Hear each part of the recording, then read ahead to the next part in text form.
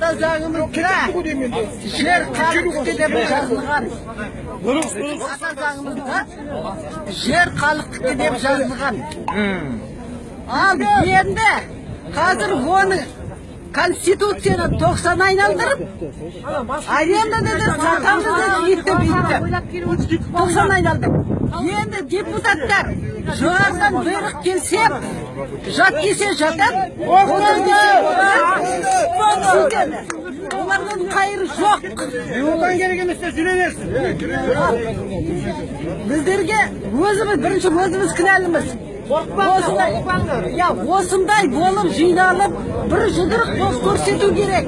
Жерді сатқызбаймыз. Дұрыс! Осы атсыз.